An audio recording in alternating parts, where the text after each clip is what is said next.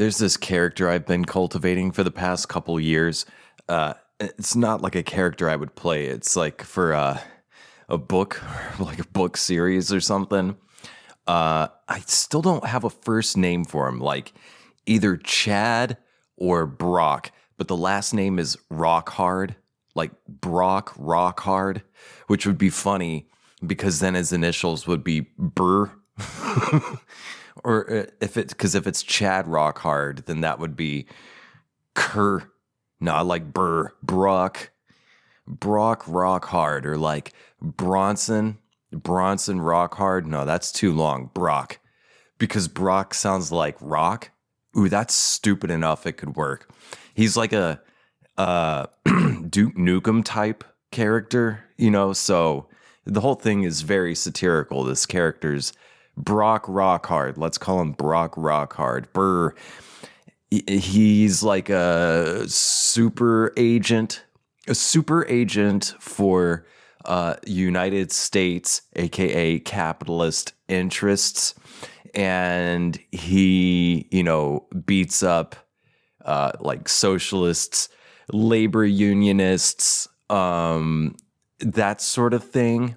And again, this is satire. It's just satirizing very American stuff. Not an original idea by any stretch, but it's coming from me. So I was thinking before I hit record here, I was like, all right, he gets born. All right, go with me here. There's this TikTok account. I don't even know the name of it, but it's this dude. It's just like, this is real. This TikTok user's just this like average 20-something white American guy, and his whole account is about smoking cigarettes, how he just loves smoking cigarettes, and he doesn't even look like particularly unhealthy or anything. It's a cigarette account. And it's not even cigarette ads. He just fucking talks about cigarettes, and people in the comments comment about cigarettes. And I saw a video the account posted yesterday. It's currently Sunday, December 3rd at the time of this recording. So this comes out like the subsequent Friday. But so yesterday, I guess December 2nd, I saw the video where the guy's like, I don't condone children smoking. Kids shouldn't smoke. And then before I hit record for this, he was replying to someone commenting, asking, what if the baby comes out of the womb smoking a cigarette? And the user's like, if the baby just like rolls out the womb with a cigarette in its mouth, that would be absolutely baller. As long as the baby's smoking full flavors. And that got my mind working of like, all right, Brock Rockhard, he just slides right out of that thing. It's got to be Marlboro Reds because, it's satire. Even though Marlboro Reds suck. They're nasty as shit. If you're going to go like hardcore full flavor, there's better options than Reds. I don't even smoke anymore, but I smoked long enough to know that Reds are disgusting. Well, anyway, Brock Rockhard slides on out, and he's already got a lit Marlboro Red hanging from his lip. All right, and he's born in a like a church hospital, like a Catholic church hospital, except he's not Catholic because that's not American enough. Catholicism is not American enough. It's too pagan for that, if anything, he's probably like fucking Lutheran or like First Baptist, depending on where he's from. Well, anyway, so Brock Rockhard slides on out of the womb with a Marlboro Red in his mouth, and he's born in this Catholic hospital. And the nurses, because it's a Catholic hospital, the nurses are all nuns. And every nun that day that Brock Rockhard was born, every nun that came within 6 foot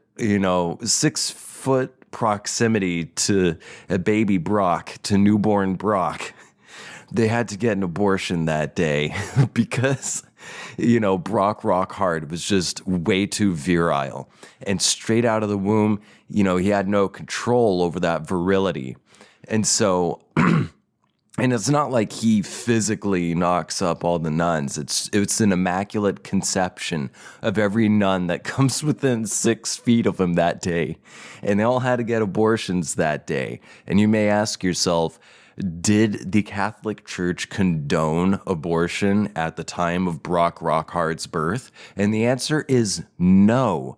However, the Vatican made a rare exception in this case, and they kept the whole thing under wraps because they were afraid that news of the event would steal thunder away from the Virgin Mary. Yeah. I'm going to turn off the heater real quick and let that sink in. Just a second. This is a show with no particular niche, baby. It's always about hanging out.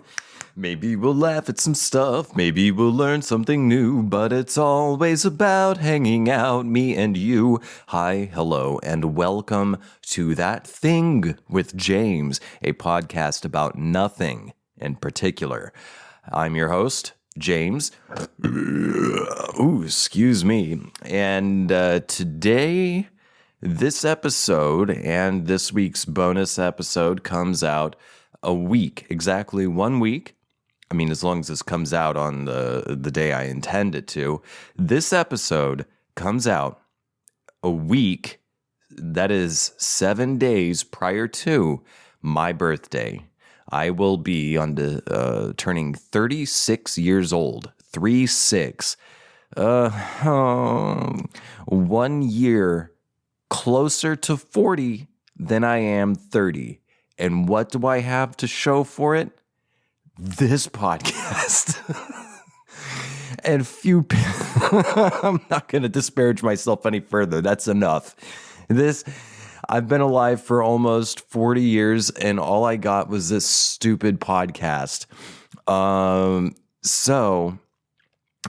Today I am going to, I had a few ideas of what I could talk about today, and none of them really struck my fancy so much. So I'm actually going to do something that I was going to do on this week's bonus episode. And instead, on this week's bonus episode, I'm going to do something else that just occurred to me before I took the little break and sang the intro song. So, yeah, I've got some cool stuff to share in this week's bonus episode. If you want access to that and all the other bonus episodes and, other bonus content, you can get access to it by helping support this show at patreon.com/ThatThingWithJames. The lowest barrier for entry is just $5. Yes, just an Abraham Lincoln on the paper bill. Abraham Lincoln on the paper bill will get you access to lots of bonus content at patreon.com/ThatThingWithJames, patreon.com/ThatThingWithJames. And to those of you who already support the show and have access to all that awesome content, thank you so much. You rock harder than Brock Rock Hard. Let's see what else. Social media. I think in the last episode, I said I was going to go ahead and retire my second TikTok account, and I still haven't done that yet. It's been very, very busy 2 weeks, and I'm extremely fatigued. I would love to have a week where nothing needs doing. 1 week where I don't have to set an appointment or do this or do that or have to put something out, put a fire out, anything. I just one single boring, calm, nothing to do week would be very nice. That would be a blessing at this point. Boredom, I find as I get older, boredom is a luxury. And if you're me, boredom, you don't really get bored that much. You find something to do because otherwise the demons start to eat at your mind. So if you're me, you're going to start writing some stuff, and I'm actually going to share something I wrote other than this like ongoing Brock Rockhard thing that I'm developing in my head. Something else, something I've been sharing on the past, oh, well, at least on the last bonus episode. It's a short script, and I think I feel okay sharing it on here. I'm still not convinced this is the final draft, but this is at least, it's not a fully first draft, but it is a complete draft. And I'm going to read that on here because that's the only thing that really struck my fancy for this episode. Oh yeah, but before I forget, you can find me on social medias. My handle on all social media platforms that I'm on, I'm not going to waste time listing them all, is at James J. Asher. You can contact me at my show email, ThatThingWithJames@gmail.com. I wish I made it shorter, but that's what I did. It's a long email, and I have a subreddit r/thatthingwithjames. And once again, help support the show. Low barrier of entry. If you want to donate more, then you're welcome to, and there's other perks that I will provide for whatever tier of support you select. But lowest barrier of entry is just $5, and you have an entire month of access to dozens of bonus episodes, etc. Now, I'm going to share a short script that I wrote, and, hopefully it doesn't steal some stuff away, and maybe I'm going to make some tweaks. This is as much for me as it is for you, and actually it's probably more for me than it is for you, because I don't know if you give even a 16th of a turd about any of this, but I have been working on a script for a short film. And who knows if it's ever going to get made or whatever. I'd like to make it. This is most certainly not the most genius thing I have ever written by a long shot. This was more of an exercise to just get the ball rolling in a certain direction. If anyone wants to, make this with me, you can reach out to me. I already provided how to contact me. And if you missed it, it's already written in the episode description.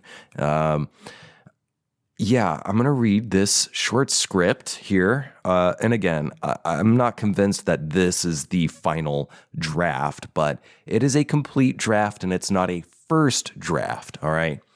And if you want to help make, there's a character that if you've been following my stuff for a long time, you may recognize maybe Tab from a limited, really dark comedy web series I did. It's on my YouTube channel called After the Tone. This character, Tab, is the protagonist in this script, and I would like to play him. And I would also rather like to direct this thing too, because I have in mind exactly how it ought to be. Well, maybe not beat for beat, but I know the tone and the vision. I've got the vision for this thing. I fucking wrote it anyway. But other than that, like in terms of like producing, like finding people and materials, I'm not the best at that.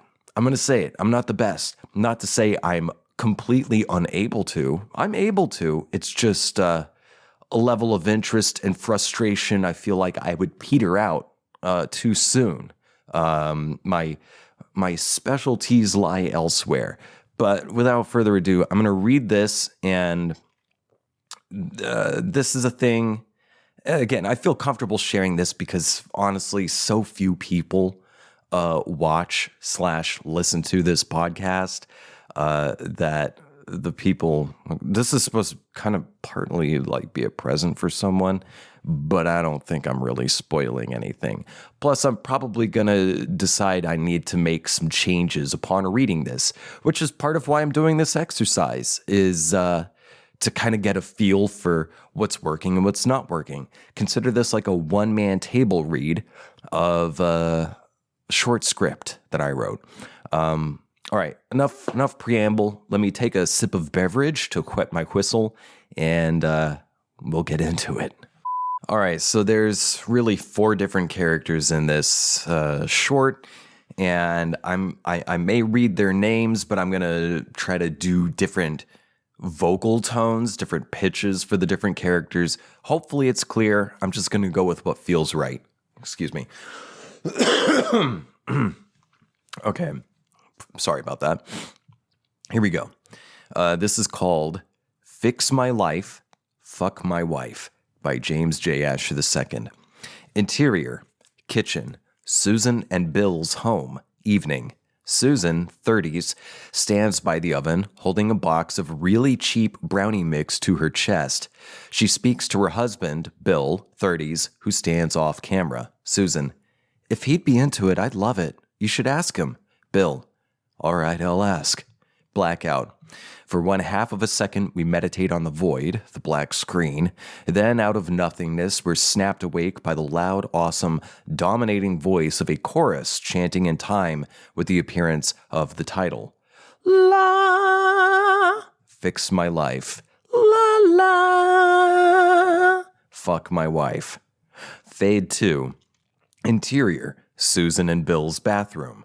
Tab, 30s, leans over the sink, holding his cell phone to his ear. He speaks in a sharp whisper that echoes out of the sink basin.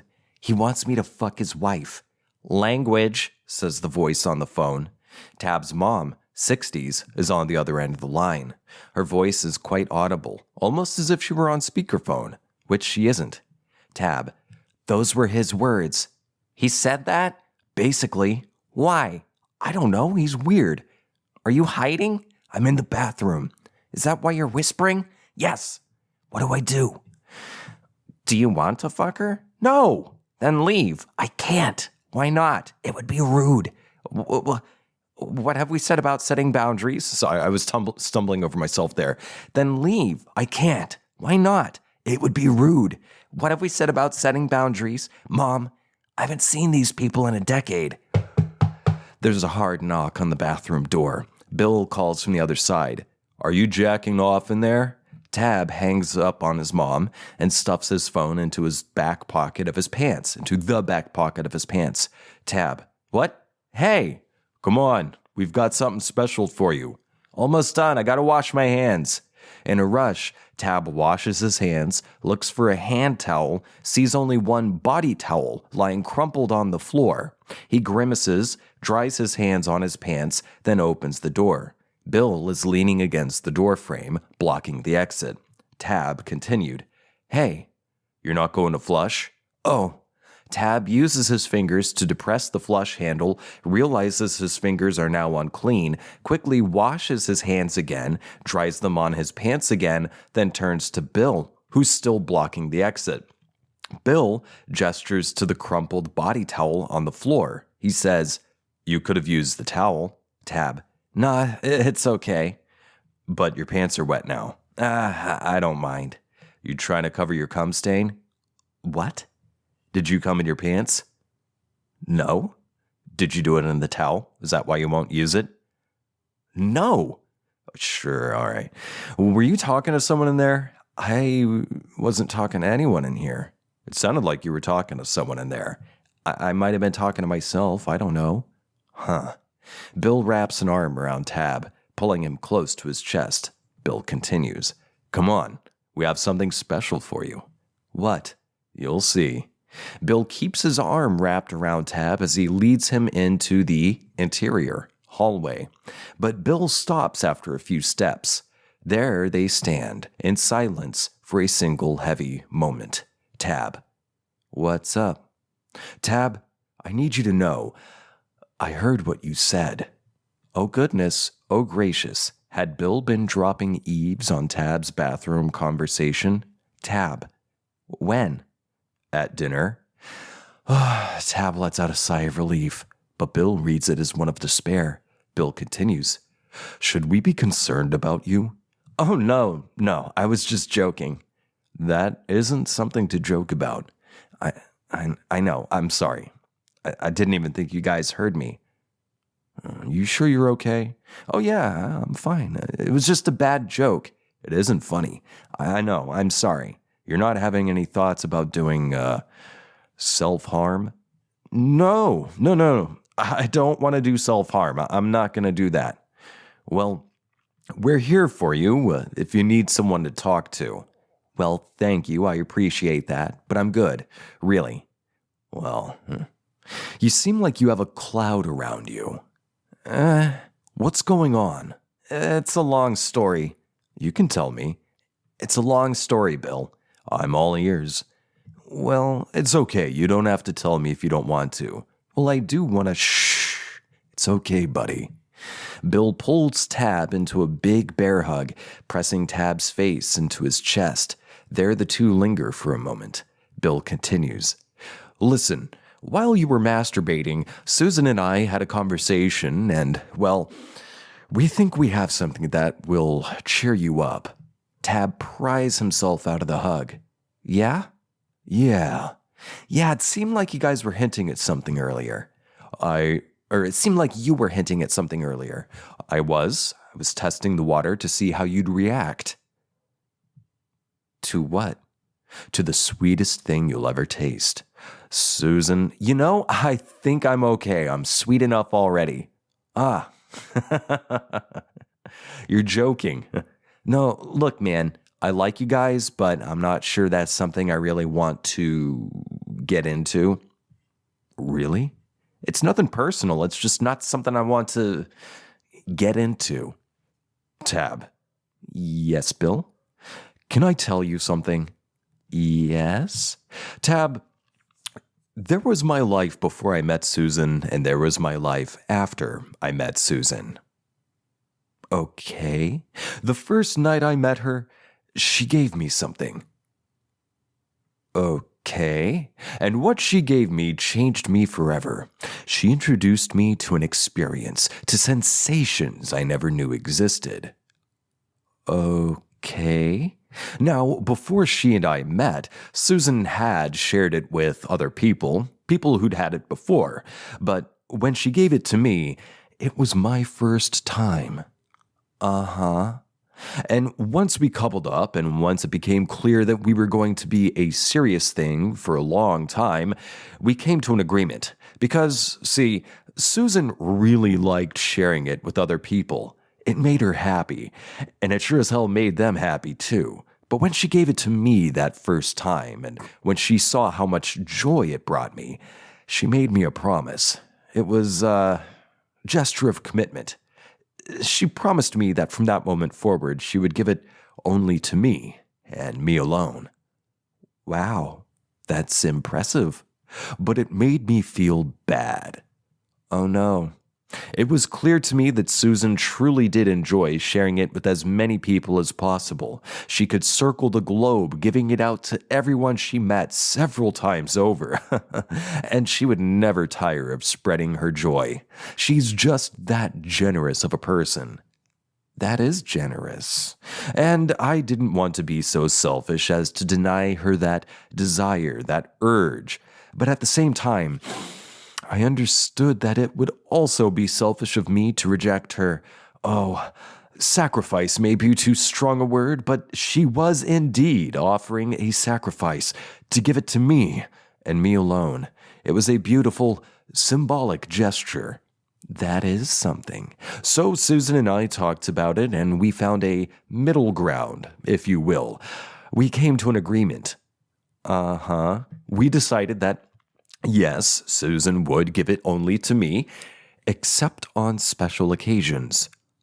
Oh, that is, we agreed that if we happen to meet someone we really like, and if the mood is right, she, would share it with that other person, and me, so we could all enjoy it together. Okay, Bill, this is where I want to stop you. Tab, I want you to taste my wife's. No. Excuse me? I'm sorry, but no, I'm not interested. Really? Yes, I'm setting a boundary. I'm setting a boundary. Bill, I refuse to fuck your wife. Bill gawks. What are you talking about? Bill breaks into a fit of laughter, but the fit soon subsides as Tab's words sink in. Bill continued, I think you might have,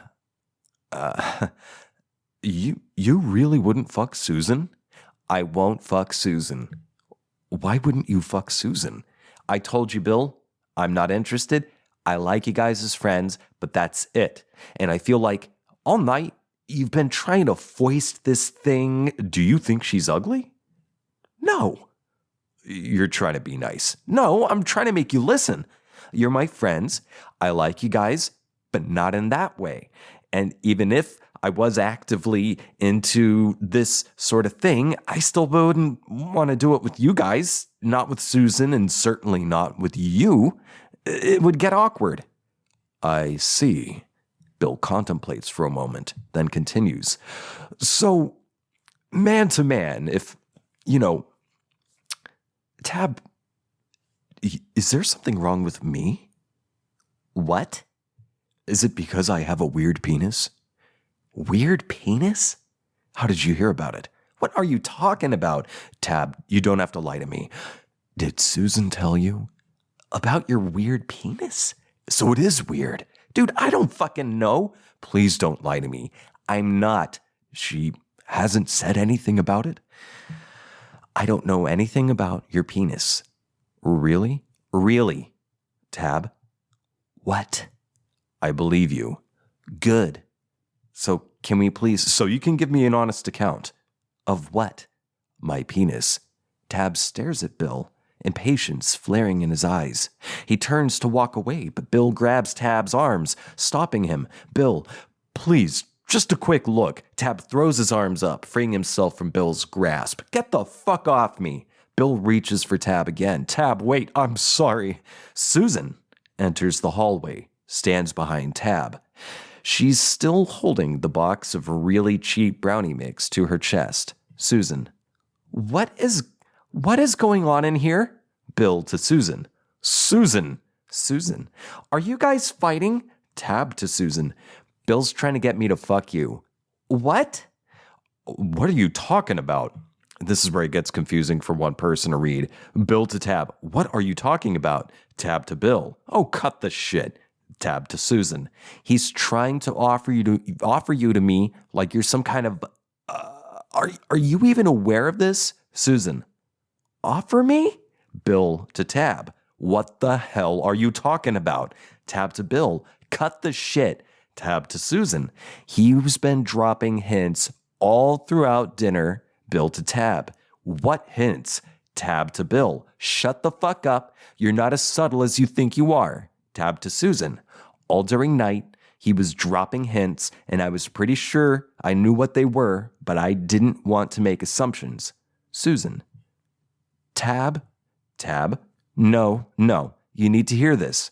After I excused myself to use the restroom, Bill started pounding on the door and accusing me of masturbating into your towel. Oh, Tab, I'm sorry. Bill to Susan. Susan to Bill. Bill. Susan to Tab. Please continue. Tab. Well, he starts telling me how sweet you taste and how you used to get around before you guys met, and that's fine, but Bill to Susan, I did not say that. Susan. Bill. Tab, I think you might have misunderstood. Tab to Bill. Oh, I understood all right. Tab to Susan. And fundamentally, I don't care. If it feels good, it feels good, as long as you're being safe. But the way he said it, he all but called you a massive whore. He said you could spread yourself open to the whole world and still wouldn't be satisfied. His words. That's not his words. Oh my God. Then he says he wants me to taste you because you guys made an agreement when you started dating to bring other people in sometimes to satisfy your urges because he can't satisfy you because of his weird dick, I guess. And that's fine. I'm not against that kind of thing. I might be open to it someday, but not with you guys. And I don't mean that as an insult. It's just you're my friends, and I feel like that would get weird and complicated. But Bill, has essentially tried to foist this situation upon me. And has he even asked you if this is something you'd want with me? Has he even consulted you at all? A tense silence befalls the hallway. Susan to Tab. An agreement? Tab nods. Susan continues. You mean about the brownies? Brownies?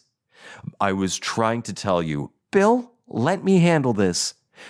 Tab, we were going to offer you brownies for dessert. Brownies? Tab, I think... Bill, did you accuse him of masturbating? Bill continues. It was a joke. Susan to Tab. Okay. Tab, Bill was supposed to invite you to have brownies with us, but Bill sometimes has communication problems. Sometimes he can't tell when a joke is in poor taste.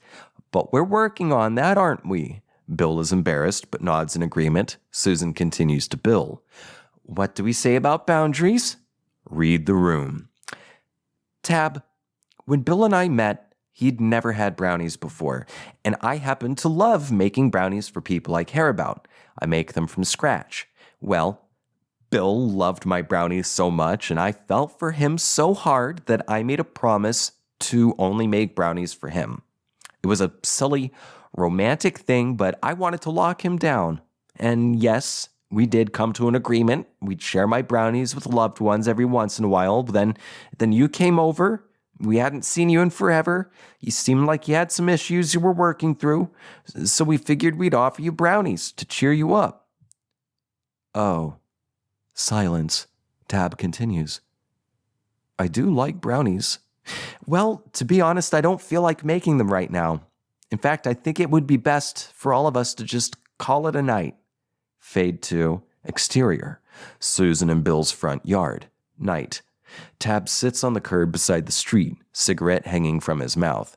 He tries to light the cigarette with a cheap gas station lighter, but the lighter produces nothing more than a few sparks. Tab tosses the lighter. It clatters across the asphalt. He returns the cigarette to its pack, then stuffs the pack into his front pocket. In the background, a warm rectangle of light appears then disappears as Bill walks out of the front door. He joins Tab on the curb. Bill, is your mom still on the way? Yeah, she should be here soon. I'm sorry about tonight. It's okay. Shit's been weird for me for a long time now. And I'm the one that's sorry. I feel like I ruined everything. You didn't. It was just a minor miscommunication. Tab doesn't believe that for a second. Tab nods toward the house. Is she pissed at me? Nah. She'll laugh about it tomorrow. The two friends soak in the night for a moment. Bill continues. Hey, Tab. Yeah? Could I ask you something? What's up? Could you take a quick look and tell me if it's really weird? Blackout. The end. I'm going to take another sip of water. All right, so that's the current draft. And again, it's not the final draft. Thanks for letting me read that. Me. I can tell there's some typo stuff I needed to fix, but there's also some stuff at the end when Susan comes in and we're trying to clear the air and everything. It's a bit too wordy. So I see some spots where I need to either erase and or shorten some stuff, shore some things up. But it seems like the direction, the story, the characters wanted to go. There's some other ways that I wanted it to go originally, but I was having a hard time making it justified. It didn't feel earned. Like I was trying to force a joke instead of earning it, really. Mainly, the few drafts ago, I had Bill actually dropping his pants and getting Tab to look at his wiener, and then Tab's like, won't look, and then he finally looks, and he's like, it's normal. And then Bill's like, no, you can't tell because it's soft. So then he starts trying to make himself not soft, and then that's when Susan walks in, And then Bill gets so startled that he unintentionally, surprise jizzes on Tab's pants, which I think is a very funny bit. But I wanted to keep this thing like no more than 25 pages, and I'm already halfway down page 26. And it's just, I don't feel like it's quite enough time to really earn that joke. I could see a world where it happens, but it just really wasn't fitting this. And then the very end bit where Bill and Tab have their like little poignant moment on the curb, I didn't expect that at all. That just came out that way. It's a little sad, but that's Tab. That's the character of Tab. He's the sad clown. Now, he's not in his clown makeup in this, but in spirit, he's still the sad clown. He's the, what is it, Pagliacci? Doc, I'm so depressed. I'll go see Pagliacci. Doc, I am the clown Pagliacci. I hope that's how you say the name. But anyway, that's that. I got some fun stuff I'll share in the bonus episode. If you want to get access to that and all the others, help support the show. Get access to that stuff by supporting the show at patreon.com/ThatThingWithJames. Thanks for tuning in. Happy early birthday to me. Thanks for tuning in. I'll catch you next time. Bye.